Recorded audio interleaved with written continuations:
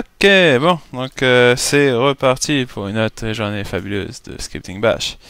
Ok, donc là on avait vu les variables la dernière fois au niveau du Scripting Bash, donc comment on avait pu réussir à passer un argument et ou utiliser une commande pour remplir une variable comme on le voit ici avec la variable date qui me permettait de dynamiquement l'allouer avec la commande lorsque le script y roule, ou alors carrément faire une interrogation au niveau du client pour qu'il rentre sa commande avec les informations, les données à l'intérieur. Okay. Donc ça c'était où on s'était arrêté hier. La problématique, comme je dis, c'est que dès qu'on va commencer à avoir une interaction avec le client, ou même si le script est roulé sur plusieurs machines, on n'a aucune validation dans le cas présent. Donc on pourrait essayer de faire une archive d'un répertoire qui n'existe pas. Donc à ce moment-là, ben, évidemment, ça va donner un bug. Donc il n'y a aucune validation des données. Hein. Donc si dans le script qu'on voit à l'écran là, si l'usager il rentre /toto, ben ça va merder. Ou s'il fait juste retour de chariot, donc il rentre rien, ben rebelote, ça va pas marcher. Donc c'est là qu'on arrive en fait avec les structures de contrôle. On va se rendre compte que souvent quand tu vas faire un script, les conditions de validation des variables est plus longue que le script en lui-même. Parce que il faut que si tu commences à tout valider, ben if machin, puis après à gérer les cas d'exception. Donc c'est ça qui va rapidement faire en sorte que ton script il grossit, parce que ben, si tu veux faire une validation pour être sûr qu'il n'y ait pas de problème. Comme on l'avait vu, l'ensemble des commandes qu'on réalise dans un script bash peuvent être réalisées sur la ligne de commande. Hein. Il n'y a jamais de secret, là, tout peut se tester à la main. Si on regarde la structure if, en fait, on a la commande test qui existe, qui va me permettre de faire des validations. Hein. Je vous inviterai, quand vous aurez un peu de temps, man, test. Et en fait, ça nous permet de faire des validations. En fait, la commande va être exécutée et il va renvoyer le code d'erreur qu'on avait vu. Hein, la dernière fois, on avait vu signe de $, point d'interrogation.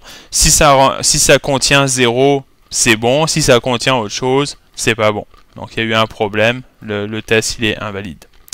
Donc, si on regarde, bon, je vais passer un peu plus vite. Donc, si je fais test-n, ici, hop, ça me permet de valider si la string, que ce soit une variable ou une chaîne de caractères manuellement rentrée, est égale si la longueur est à 0. Donc en fait, si la string elle est vide. Et j'ai plusieurs tests comme ça. N si elle n'est pas à 0, Z si elle est à 0. Je peux tester aussi deux valeurs, comme on voit avec le égal, point d'exclamation égal si c'est pas égal, plus grand que, plus petit que, quand je veux tester des chiffres. Et aussi on a différents tests pour tester des fichiers. Hein. -b si le fichier existe et que c'est un type block device. -d, voir si le fichier il existe et que c'est un directory. Donc ça va me permettre de faire plusieurs validations, tout ça avec la commande test pour faire des validations. Okay. Donc si on regarde, si j'utilise justement la commande avec -d, -d/etc. Donc qu'est-ce que je fais? J'utilise la commande test pour valider est-ce que /etc c'est un directory. Je fais enter. J'ai aucun retour d'information à ce niveau-là. Pour connaître l'information, à savoir si ça a marché ou non, il faut vraiment que j'aille regarder la valeur du code de retour de la commande.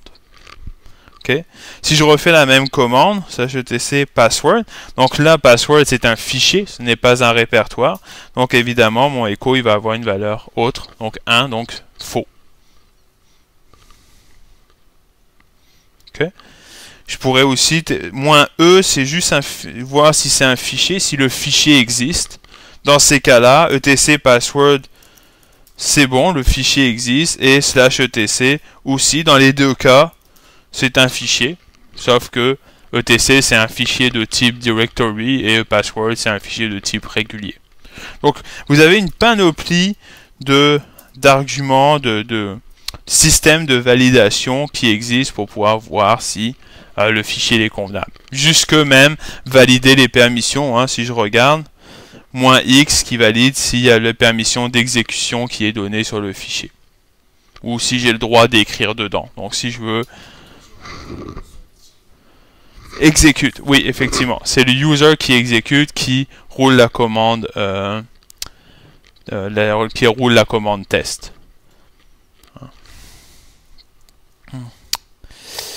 Donc quelques exemples justement que j'ai fait ici avec bon Toto qui n'existait pas dans le cas, dans la ligne 7 et avec le code de retour 1.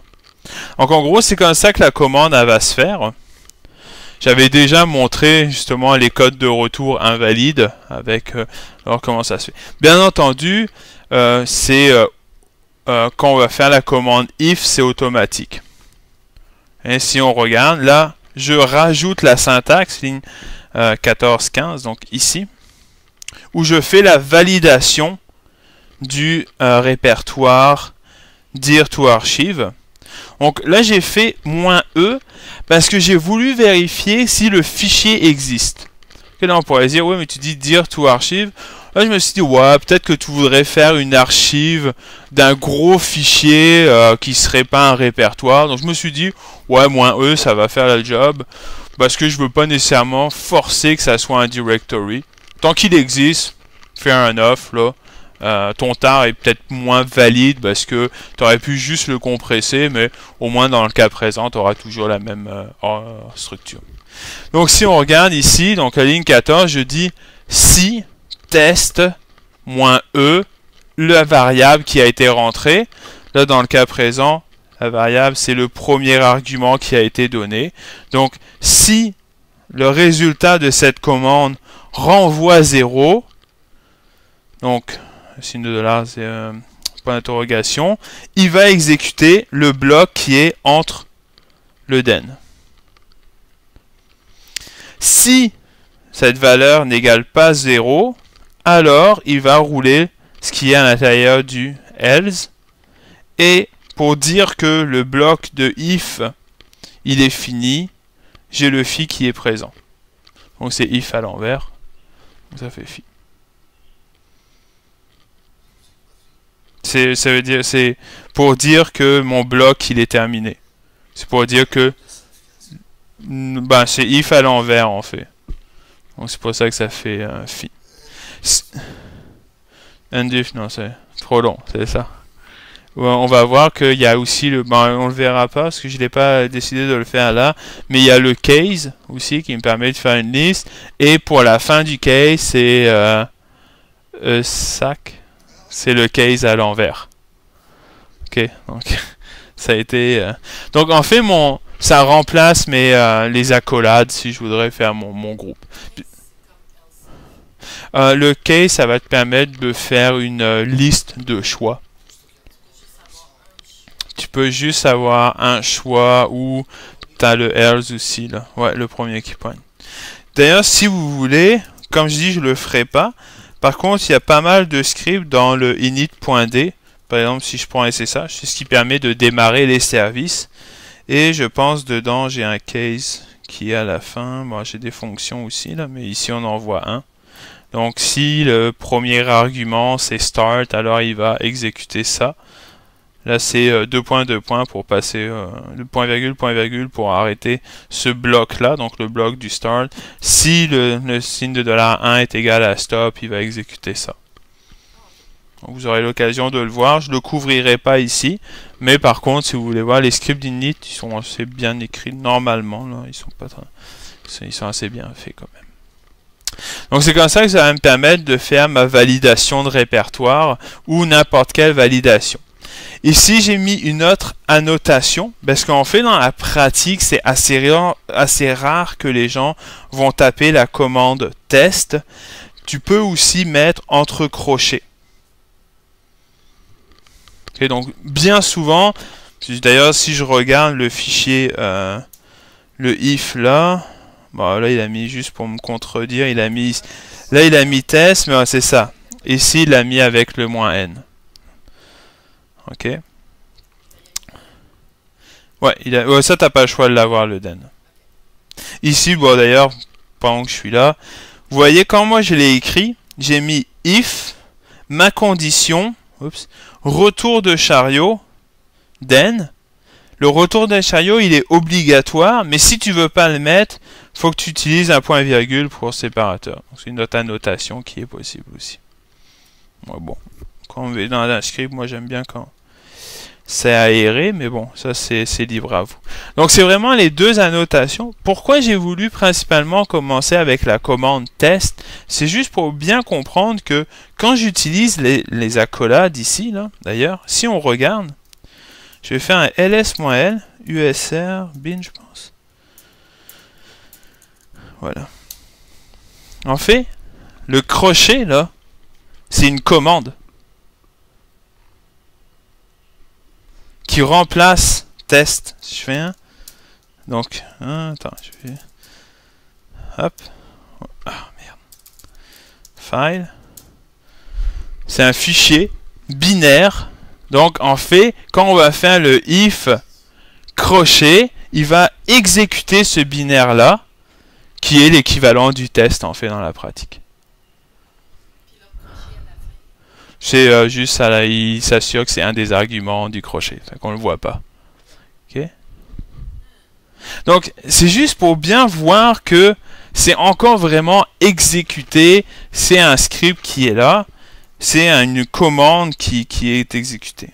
Okay? Et c'est pour ça, en fait, que si on regarde, je vais faire un autre if à ce moment-là. J'ai fait who am I. Donc là, ça me renvoie le nom de l'utilisateur qui exécute la commande. Who am... Hop, donc, quand j'exécute ça, ça me donne le nom de l'utilisateur. Ok. Si je fais sudo, là, bah c'est sudo qui a exécuté who am I. Donc ça me donne un autre retour d'informations différentes. Si je regarde, dans tous les cas, oups. Ah oui, ça c'est un très bon point. Regardez. Juste le signe de $, point d'interrogation, il change tout le temps après chaque commande. Hein? Donc, si je fais ls-l Toto, par exemple, là, il me dit, c'est donc la variable signe de $, point d'interrogation, c'est 2. Okay? Je refais la commande, et après, je fais echo Toto, je refais signe de $, point d'interrogation, c'est 0. Parce que c'est vraiment uniquement le résultat de la dernière commande. Donc, après qu'il ait exécuté echo Toto, j'ai perdu le code de retour d'erreur dans la dernière commande. Ok. Donc, si je reprends, who am I, ici, et là je vais dire, grep, je veux que dans who am I, il y ait le mot route. Donc je cherche à ce qu'il soit route. Je fais route, echo, signe de $. J'ai le résultat 1. Pourquoi? Parce que à la fin, il va me donner le résultat du signe de $, point d'interrogation, de la dernière commande. Donc, quand j'ai fait who am I, signe de $, point d'interrogation était égal à 0. Et quand j'ai fait le grep route, à ce moment-là, la variable a été switchée à $1 parce que j'ai pas le nom du user. Oups, c'est pas grave. Si je fais tbouterie, là, echo signe de $, point d'interrogation, le résultat est 0. Pourquoi? Parce que effectivement, quand j'ai tapé who am I, il a trouvé tbouterie dedans.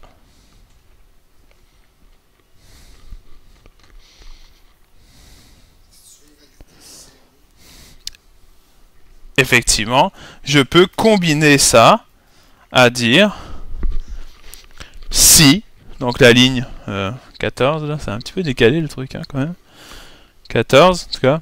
Donc là, je dis si who am I grep route égale 0. Donc c'est route qui exécute. Et je fais j'ai remis encore mon groupe, exactement le test. Et là, on voit, donc là, j'ai deux if imbriqués.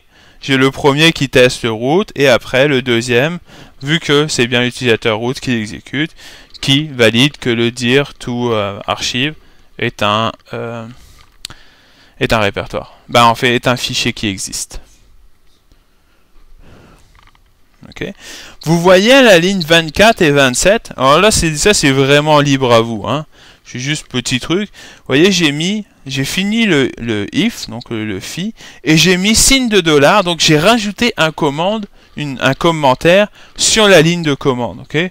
Pourquoi je fais ça? C'est est-ce que quand tu as plusieurs if, et surtout si le if est assez grand, là, ça devient vite difficile à trouver. Donc à ce moment-là, moi je m'assure que ok, là c'est la fin de cette partie-là, donc visuellement c'est plus facile, ainsi que l'indentation qui est quand même un must à avoir. Mais parfois, tu sais, l'indentation, tu la mets, mais quand tu es rendu à la fin, tu fais oh merde, j'étais rendu où quand même. Donc moi j'aime bien mettre à la fin la condition du test que j'ai mis en commentaire.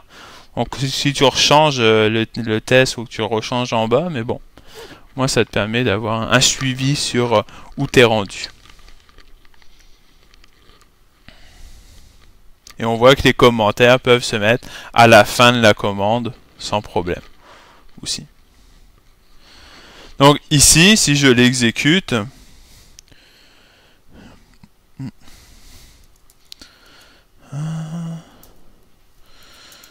archive if paste. Donc si je fais juste bash, attends, je vais changer les permissions, user plus x de archive avec le if. Si je l'exécute, hop, il me dit qu'en quoi je ne suis pas root, bien évidemment, parce qu'il a fait le who am I. Mais si je fais sudo archive, là il va me dire que ah, là j'ai une erreur par exemple.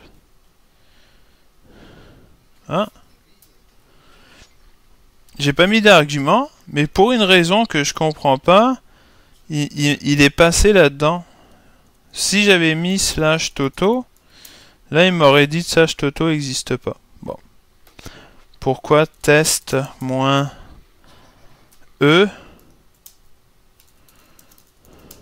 Il me dit 0. Ah, donc il aurait fallu rajouter une condition à valider que j'ai bien un argument. Hein? Donc,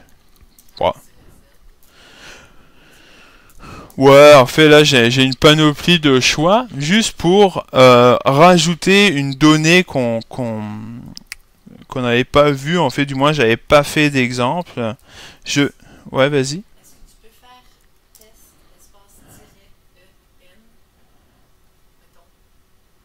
Ah, combiner deux, non, je pourrais pas. En fait, malheureusement, ça marche pas. Après, il y a possibilité de mettre -a pour faire des exceptions groupées, en fait. Donc ici, expression 1 et expression 2, les deux doivent être vrais pour que le if soit valide.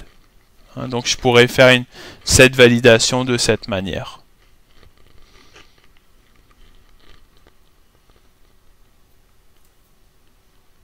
C'est bon?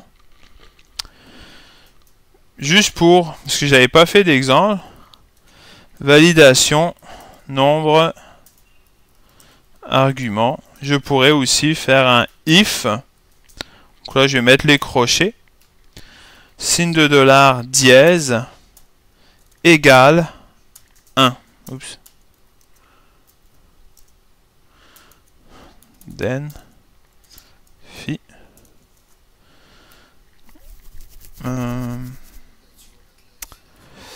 Voilà, j'ai un problème parce que... Oh non, je vais tricher. Paf! Un beau exit dans le milieu, ça va me sortir de là. Echo, il faut un argument. Hop. Ah oui, t'as raison. Less than. Ah. Donc s'il est less than, plus petit que 1. Ça devrait être bon là.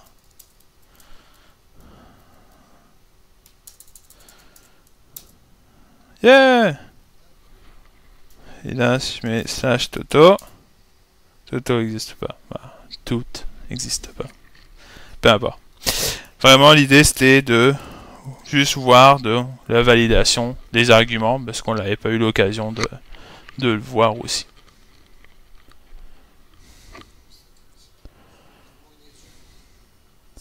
Oui, exactement. Mais ce qui est vraiment important, encore, je le répète, ce qu'il y a après le if, c'est une commande. Que j'utilise les crochets ou que j'utilise la commande test, c'est une commande qui est exécutée, tout comme on le voit pour le who am I ici.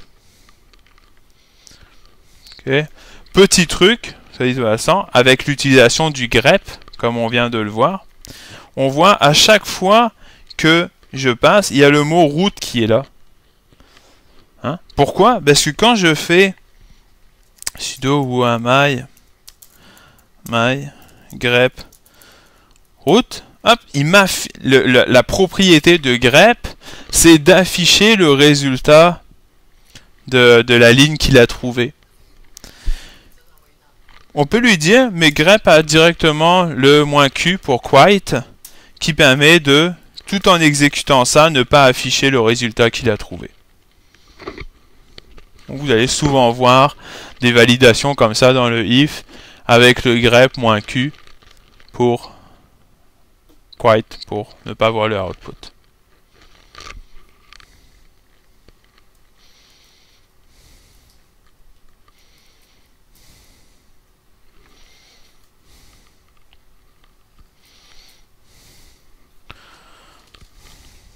C'est bon? Donc là, idéalement, j'aurais dû aussi, je viens d'y penser, là, rajouter à la fin pour faire ça propre. Là. Hop. Ah, ça va marcher. Ouais, cette machine-là, ça passe pas. Hop. Pour que ça soit propre, pour qu'on voit la fin. Hein. Ok. Il est possible aussi de le faire en ligne de commande. Hein. Donc je pourrais dire if who am I. C'est un peu plus compliqué. Donc je vais mettre juste test -e etc. Là je mets un point virgule parce que je peux pas faire le retour de chariot. Then je sais pas moi, echo up. Et là encore une fois, après pour mettre le phi, il faut que je mette un retour de chariot. Vu que je peux pas le mettre, je mets un point virgule. Hop. Et là, ça me permet de faire mon if sur la ligne de commande. Le if, non, mais le for, oui. Quand je fais ma validation de PCI le lundi ou même tous les jours, là, je fais un for sur les fichiers VDF pour qu'il me les ouvre, tac, tac, tac, au fur et à mesure que je les... Donc, ça peut être une utilité que j'utilise régulièrement, et le for, je vais souvent le faire. Pour le if. En fait, pour le if, en plus, il y a même une technique différente, plus courte. Je ne l'ai pas mis dans le document, mais ça serait possible de mettre et mettre echo up. Donc, avec le éperluette, si la première commande est valide, il va exécuter la deuxième. Donc si je mets Toto, il le fait pas parce que la première, ça a été faux. Et je peux faire l'inverse. Pipe. Donc si la première, elle est fausse, il exécute la deuxième.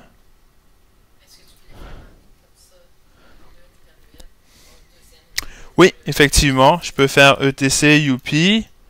Oups, attends, parce que là ça marchera pas évidemment.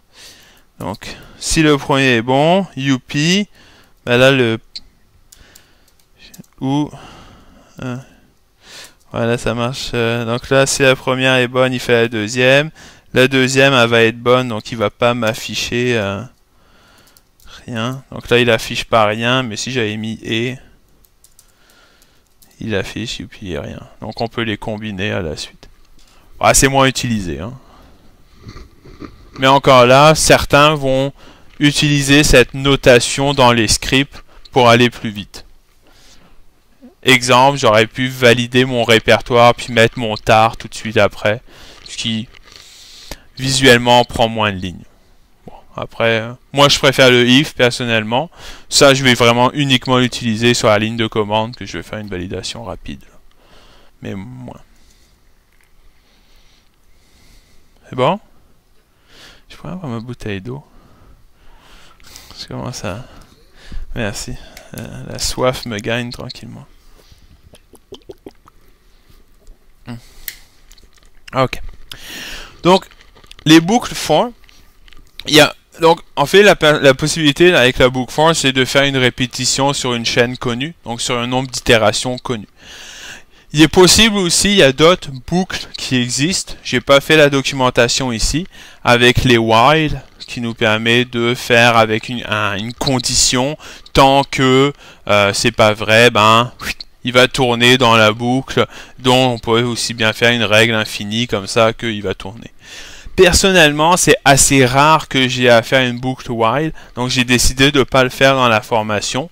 Pourquoi? Parce que quand j'ai besoin de faire une boucle, 99% du temps, je connais déjà sur le nombre d'itérations que je vais avoir besoin de le faire. Ce nombre-là peut être variable, en fait, parce que soit c'est contenu dans une variable. Ici, j'ai fait l'exemple avec des listes de villes. Donc, ce que j'ai fait, c'est que j'ai mis la variable lst ville égale, bon, Paris, machin. Et là, j'ai listé des villes. Et ici, en fait, la première itération, c'est Paris, Montréal. Chacun est séparé par un espace. Donc, quand je vais faire le for, je dis pour ville dans la liste des villes. Donc, qu'est-ce qu'il va faire? C'est qu'il va parcourir liste de villes. Quand il va prendre la première ville, Paris, donc, Paris, bon, il va assigner la variable ville avec le contenu. Et donc là, je fais juste un écho de la variable ville. Donc, ville ici devient une variable. Et hop, il va l'assigner à chaque fois. Comme on le voit ici dans l'exemple de output. Donc là, à chaque fois, j'ai un nouveau écho. Et à l'intérieur du bloc, donc entre le do et le done, ici, la variable ville existe avec l'itération, donc la valeur de la ville qu'il est en train de traiter, qu'il a pris dans la liste. Une fois qu'on sort de cette boucle-là, donc après le done, la variable ville est non assignée. Donc, elle vit uniquement à l'intérieur du do et du done. Là, j'ai juste mis une ligne, mais là, ça peut être... Quoi? Rof? Ouais. Ouais. Ouais, rof, parce que là, c'est if, then, fi. Là, ça aurait dû être rof. If, do, rof. Ah, je sais pas, moi.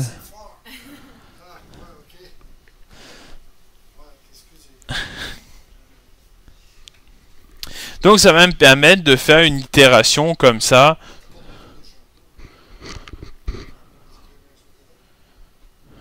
Oui, en fait, for, la commande for, il va utiliser deux manières. Ou comme élément de séparateur, il va soit utiliser le retour de chariot, soit il va utiliser l'espace.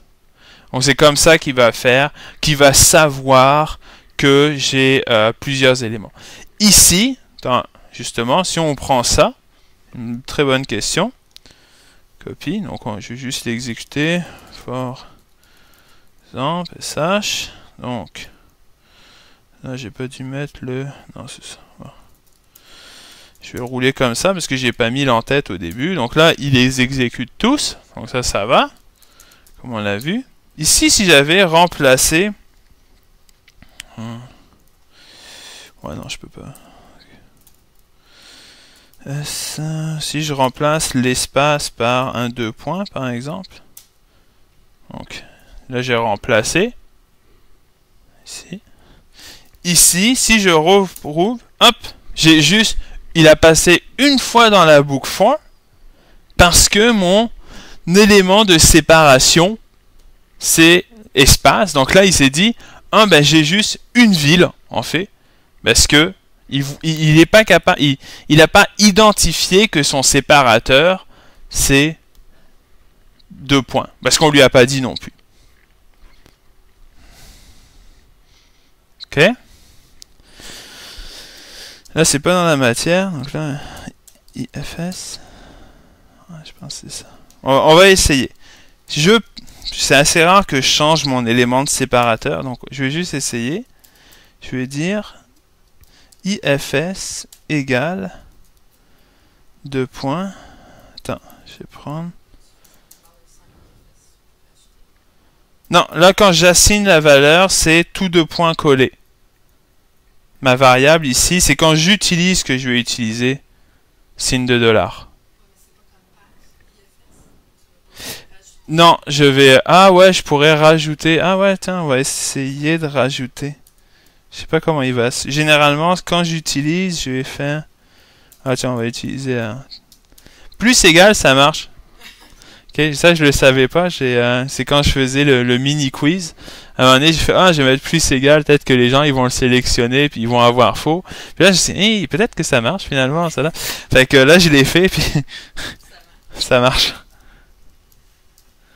Donc, yeah, ça marche. Donc ça aussi, c'est pas dans la matière. Là. Mais donc là, en fait, comment il fait pour déterminer son élément de séparation? Il utilise la variable IFS qui lui liste qu'est-ce qui est jugé comme séparateur pour le for.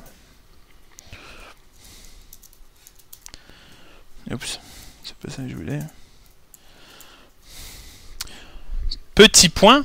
Tu en profites, parce qu'il y a des trucs que je pense pas nécessairement à dire, mais regardez, si là maintenant j'affiche la valeur de IFS, je n'ai pas les 2 points qui est présent. Ok? Pourtant je l'avais assigné là. Pourquoi? Quand j'ai exécuté bash for exemple, il a parti un nouveau bash, il a assigné la valeur IFS qu'il a utilisé pendant le script, et après, quand le script s'est terminé, il a fermé le bash avec l'ensemble des variables qui avaient été initialisées. C'est pour ça aussi que echo ville est aussi vide. Hein? Bien que dans la boucle for, je l'avais assigné, ou même si j'avais fait lst ville, c'est vide.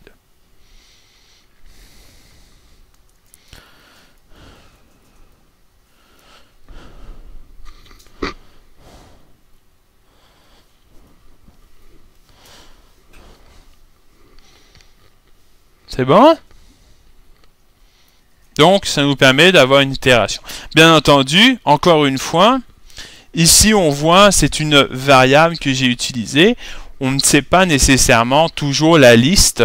J'aurais pu aussi très bien mettre, ici au lieu de mettre LST ville, j'aurais pu mettre guillemets Paris, Montréal, puis les écrire à la suite aussi. Hein. J'ai utilisé une variable, mais j'aurais pu les lister. Ou alors, ce que je peux faire, c'est aussi utiliser une variable, mais avec une commande. Hein. Comme là, je fais au niveau du for in, et là, ce que je fais, c'est signe de dollar entre parenthèses. Donc, j'exécute la commande etc ls etc étoile.conf, et les résultats de la commande ls va être à l'intérieur pour le for, et là à ce moment-là il va faire le processing comme on le voit un peu plus bas. Là j'ai coupé le output là parce que ça en faisait pas mal, mais donc le résultat d'une commande va pouvoir être utilisé. Tout comme si on revient à l'audit qu'on parlait un petit peu plus tôt avec les PDF, faire les validations. À ce moment-là, oups, j'ai fait quelque chose. For. Alors, quand je suis en ligne de commande, c'est sûr que je vais peut-être moins prendre des variables qui sont bonnes, hein, parce que je sais que c'est éphémère, un one-shot. C'est sûr que toujours essayer de prendre des variables mieux, mais je peux mettre étoile.pdf do. Encore une fois, vu que je fais pas un retour de chariot, j'utilise le point virgule pour l'équivalent du retour de chariot. Et là, je vais dire, bon, ben, events, ce qui est le logiciel pour lire les PDF, x donne. Donc là, ça va m'ouvrir un un PDF à la fois, et quand je vais le fermer, quand je vais fermer le PDF, ça va m'ouvrir le suivant. Ouais. Ah, j'ai les télécharges. J'ai pas d'exemple.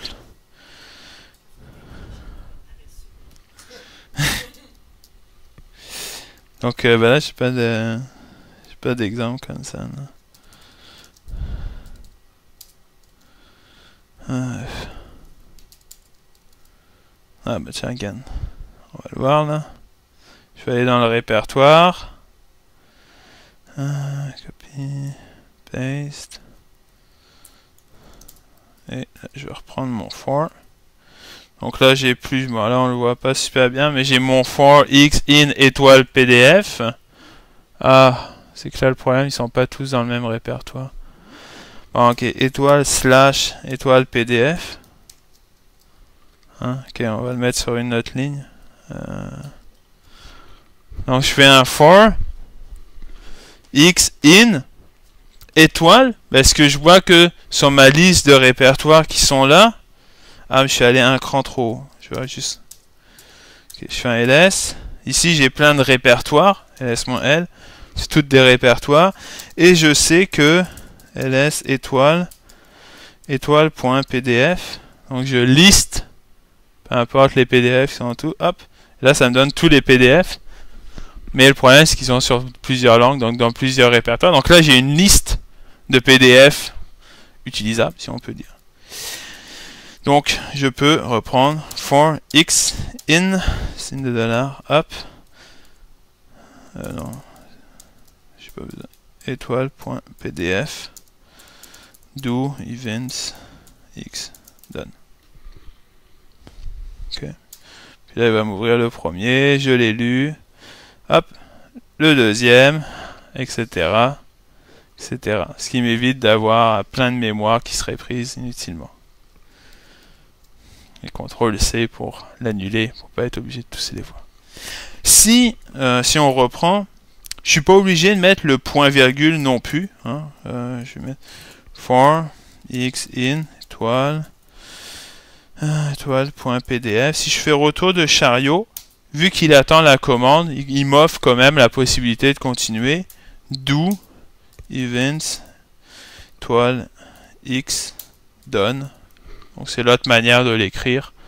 Voilà, et là, mais rebelote, on se retrouve avec les PDF qui s'ouvrent.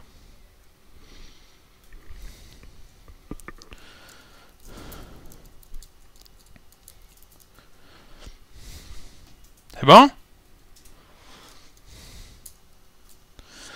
Donc ici, qu'est-ce que je fais? Ah ouais. Donc là, j'ai repris encore le script. Là, je l'ai fait un petit peu mieux, si on peut dire. Là. En tout cas, un peu plus comme on le retrouverait. J'ai discuté à l'avoir tout d'un bloc. Ok, cool. Décalé, ouais. Donc ça, c'est vraiment le genre de script que je vais réaliser. Là, bon, il pourrait avoir plus de validation, mais bon, peu importe. Donc, on va se retrouver avec l'interpréteur de commande en haut, une description courte de qu'est-ce que ça fait, en gros, dans la vie.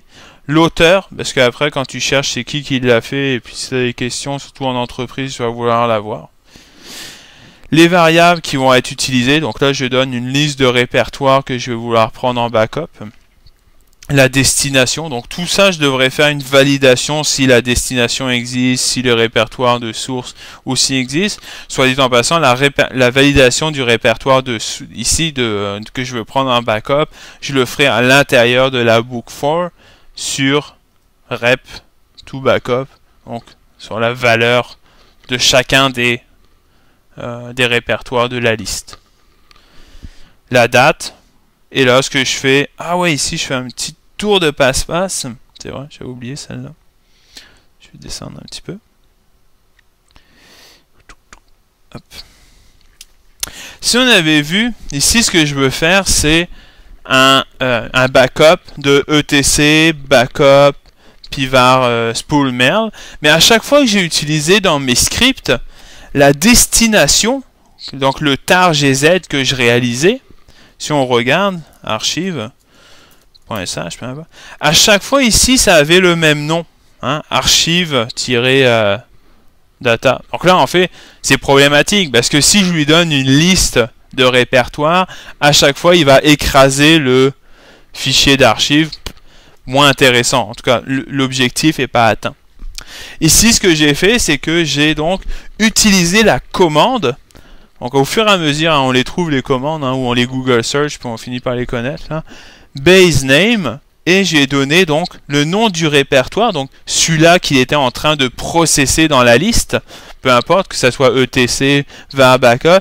Et ce que j'ai fait, c'est que j'ai extrait le nom court, donc sans le slash, et il prend le dernier argument en fait. Voilà, c'était, j'ai pas fait quelque chose de trop compliqué. On aurait pu faire un sed aussi ou un search and replace pour enlever les slash là, mais bon, j'ai voulu faire ça simple. Et ouais.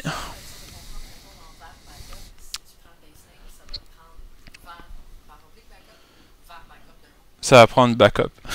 juste pour faire que ça soit. Ouais, on va le regarder. Comme dit, on peut toujours le faire en ligne de commande. Base name, et là je vais lui donner etc. Donc là il me prend juste etc. Var backup, il me prend uniquement la fin. Ok, donc var toto backup, il me prend juste backup. Donc si j'avais plusieurs répertoires qui finissent par backup, ça serait pas approprié. Il faudrait peut-être le faire autrement. C'est sûr qu'il y a toujours moyen de faire sed.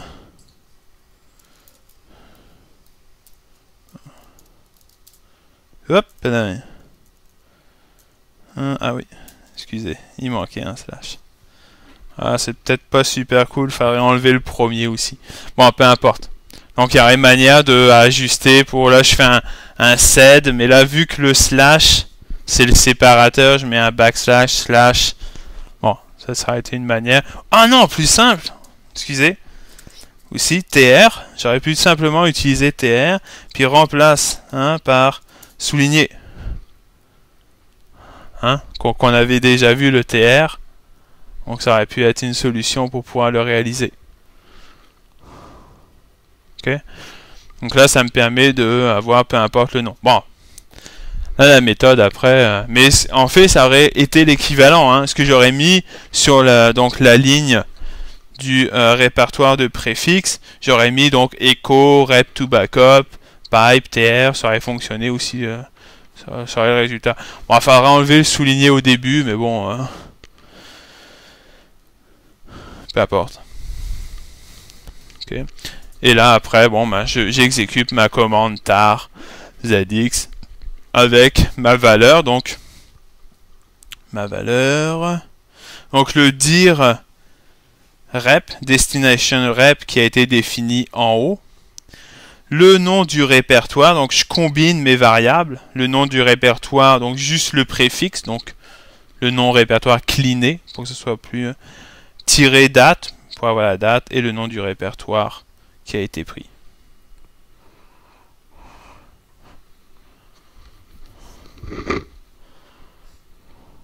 Ça va? Et dernier point, parce que parfois ça peut venir vraiment le bordel quand on fait du script bash.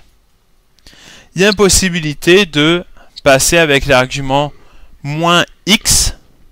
Et lui, ce qu'il va faire, c'est on passe en mode debug. Donc, ce qui va te permettre de lister l'ensemble des opérations qu'il a réalisées et avec la valeur de la variable lors de l'exécution. Donc ça, c'est vraiment bien parce que parfois, tu sais, tu es un peu perdu, tu sais plus trop. Bah, au moins, là, tu vois ce que ça, la commande qui est exécutée et le résultat de la variable. Exactement. Puis encore, tu sais, quand tu fais le echo, ben, tu as oublié une variable ou là, tu comprends pas trop qu'est-ce qui s'est passé. Ben là, au moins, tu vois au fur et à mesure. Et tu sais, faire un echo du form, tu sais, puis après, tu vas écrire echo Toto, je suis passé par là, echo Tata, puis là, ah merde, c'était où finalement, parce que j'utilisais Tata partout, là. Donc avec le -x, ça te permet. La variable -x, donc le bash -x, peut être défini aussi ici. Ok? Sauf que c'est moins intéressant de le mettre par défaut dans l'interpréteur de commande parce que tu n'as peut-être pas envie que tout le monde, à chaque fois que tu utilises ton script, tu sois en mode debug. Là. Donc c'est moins utilisé, mais ça reste une option possible.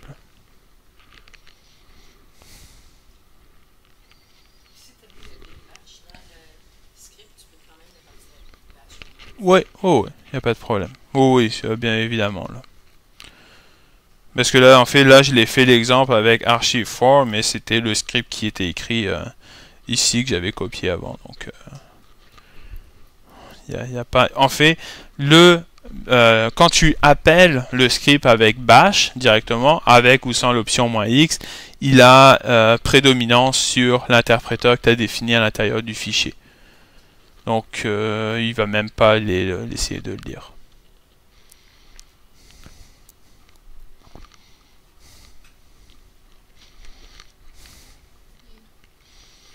C'est bon?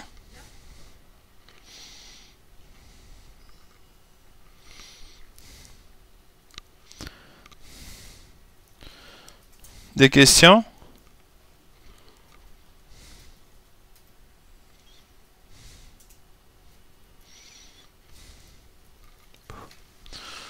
Pas super bien là. Mais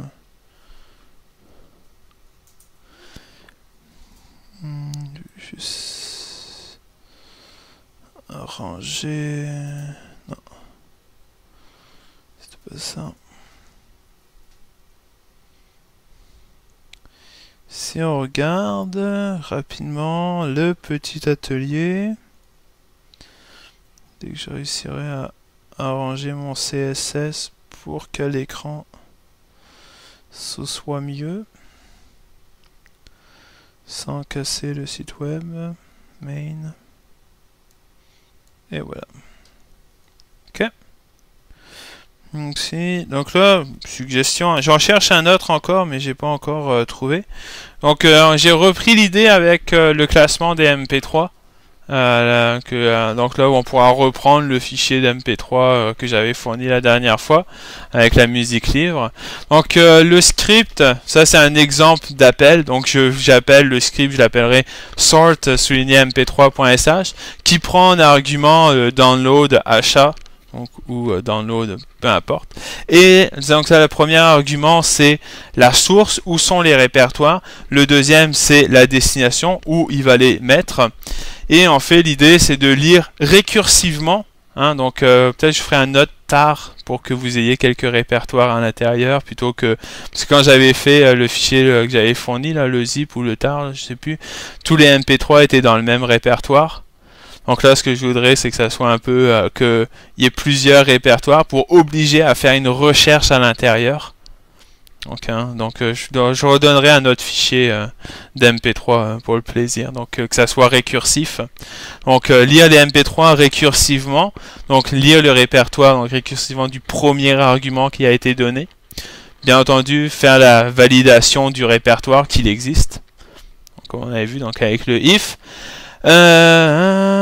Donc après ce qu'il va faire, c'est qu'il va mettre il va créer les répertoires pour chacun des types de musique. Donc, où vous les créez préalablement les répertoires, ou vous le créez au fur et à mesure, libre à vous là. Ça c'est, ça dépend comment on le voit, comment on veut le faire. C'est sûr que si vous faites la création du répertoire dans le for, il va falloir valider que le répertoire n'est pas déjà créé. Donc ça sera à penser. Et lors du traitement de chacun des MP3, si vous tombez sur un genre reggae, il faudrait que la machine dise « Yes, Rasta » et qu'il attende 2 secondes. Ouais, c'est ça, j'avais oublié. Ah, putain, il va falloir que je rajoute. Donc qu'il attende 2 secondes, juste pour pas que ça fasse comme « Yes, Rasta » trop rapidement. Si c'est l'électronique, que ça fasse un beep style PC speaker. Ok, ça, hein? Et puis à la fin du processus, ouais, finalement je pense qu'un script ça va être correct. Il affiche le total des MP3 traités et le nombre de MP3 par genre. Mais uniquement le nombre, pas le nom du MP3.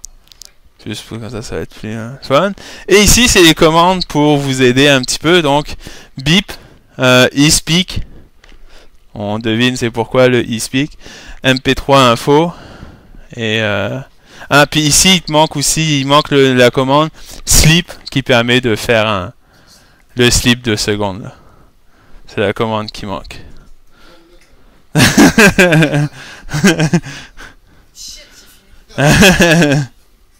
Mais je vais redonner un autre tard dès que j'ai 5 minutes avec, ou crée-toi des répertoires pour que ça aille récursivement dans l'autre.